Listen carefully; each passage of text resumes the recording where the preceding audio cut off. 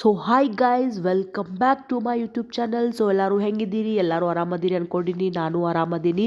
So ನಮ್ಮ ಬೆಳಗಾವಿಗೆ ವಸಿಷ್ಠ ಸಿಂಹ ಅವ್ರು ಬರ್ತಾಯಿದ್ರು. ಸೊ ಅದಕ್ಕೆ ಆಗಿ ಗೆಸ್ಟ್ ಆಗಿ ಲಕ್ಷ್ಮೀ ಹೆಬ್ಬಾಳ್ಕರ್ ಅವ್ರ ಮಗ ಬರ್ತಾಯಿದ್ರು, ಮೃಣಾಲ್ ಹೆಬ್ಬಾಳ್ಕರ್ ಅವ್ರು ಬರ್ತಾಯಿದ್ರು. ಸೊ ಇವಾಗ ವಸಿಷ್ಠ ಸಿಂಹ ಅವರು ಸ್ಪೀಚ್ ಕೊಡ್ತಾ ಇದ್ದಾರೆ, ಕೇಳಿ ಫ್ರೆಂಡ್ಸ್. ಅಂದರೆ ಅದು ನಿಮ್ಮ ಪುಣ್ಯವೇ ಸರಿ. ಇಂಥ ಜಾಗದಲ್ಲಿ ಯಾವುದೇ ತರನಾದ ಉಪಟಳ ನಮ್ಮ ನಾಡಿನ ಮೇಲಾಗಲಿ, ನಮ್ಮ ಭಾಷೆ ಮೇಲಾಗಲಿ ಅದನ್ನು ನಾವು ಸಹಿಸಲ್ಲ.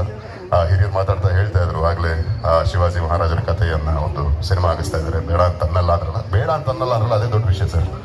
ಏನಂದ್ರೆ ಯಾರು ಏನು ಮಾಡಬೇಕು ಅಂತ ನಾವು ಹೇಳೋದಕ್ಕಿಂತ ಇದನ್ನು ಮಾಡಿ ಅಂತ ಕೇಳ್ಕೊಳ್ಳೋದು ನಮ್ಮ ಕರ್ತವ್ಯ ಆಗುತ್ತೆ, ಅಥವಾ ನಮ್ಮ ಶಕ್ತಿ ಆಗುತ್ತೆ, ನಮ್ಮ ರೀತಿ ಆಗಬೇಕು ಅಂತ ನಾನು ಭಾವಿಸ್ತೀನಿ. ನಾವೆಲ್ಲರೂ ಕನ್ನಡ ಮಾತಾಡ್ತೀವಿ, ಕನ್ನಡ ಪ್ರೀತಿಸ್ತೀವಿ, ಕನ್ನಡನ ಆರಾಧಿಸ್ತೀವಿ, ಕನ್ನಡ ಮಾತಾಡಬೇಕು, ಕನ್ನಡ ಬೆಳಿಬೇಕು ಅಂತ. ದಯವಿಟ್ಟು ಕನ್ನಡ ಬೆಳೆಯೋದು ಬೇಡ, ತುಂಬ ದೊಡ್ಡ ಬೆಳೆದು ನಿಂತಿರೋ ಮರ ಇದು. ಬಳಸಬೇಕು, ಬಳಸುವಂಥ ಕೆಲಸ ನಮ್ಮಿಂದಾಗಲಿ. ಯಾವ ಮಟ್ಟಕ್ಕೆ ಬಳಸ್ಬೇಕು ಭಾಷೆನ ಅಂದರೆ, ನಾವು ಕನ್ನಡವನ್ನು ಬಳಸೋ ರೀತಿ ನೋಡಿ, ಮಾತಾಡೋ ರೀತಿ ನೋಡಿ, ಬರವಣಿಗೆ ನೋಡಿ ಇನ್ನೊಬ್ಬರಿಗೆ ಕನ್ನಡ ಕಲಿಬೇಕು ಅಂತ ಆಸೆ ಆಗಬೇಕು. ಅಭಿಮಾನ ನಮ್ಮ ತನದಿಂದ ಅವ್ರು ಮೂಡಬೇಕು. ಅಂಥ ಕೆಲಸ ನಮ್ಮಿಂದ ಎಲ್ಲರಿಂದ ಆಗಬೇಕು ಅಲ್ವಾ?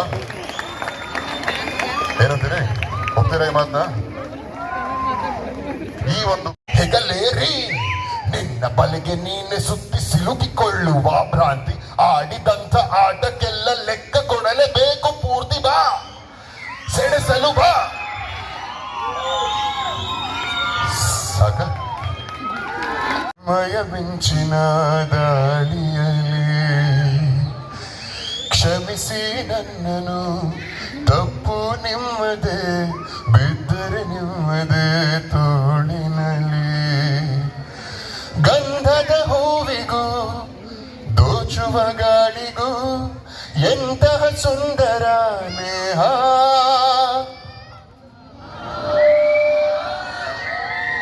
ಆಹಾ ಆಹಾ, ಟಚ್ ಆಗೋಯ್ತು. ಈ ಪ್ರೀತಿ, ಈ ವಿಶ್ವಾಸ, ಈ ಅಭಿಮಾನ, ಇದು ದೇವರ ಆಶೀರ್ವಾದವೇ ಸರಿ. ಕಾಲು ಎಳೆಯೋರು ಕಾಲು ಕೆಳಗಿರ್ತಾರೆ, ಪ್ರೀತಿ ಅಭಿಮಾನ ಇರೋರು ಹೃದಯದಲ್ಲಿರ್ತಾರೆ. ಯಾಕೆ ಈ ಮಾತು ಅಂದ್ರೆ, ಈ ಡೈಲಾಗ್ ಯಾಕೆ ಅಂದ್ರೆ, ಇಲ್ಲಿ ನಿಮ್ಮಲ್ಲಿ ಕೂತಿರೋ ಪ್ರತಿಯೊಬ್ಬರು ಅಂದ್ರೆ ಹೀರೋಗಳು ಅಂದ್ರೆ ಬರೀ ಸಿನಿಮಾ ಮೇಲೆ, ತೆರೆ ಮೇಲೆ ಕಾಣುತ್ತೆ.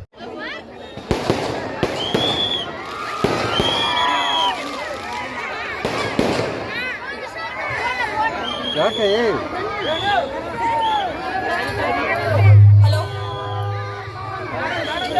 ಹಲೋ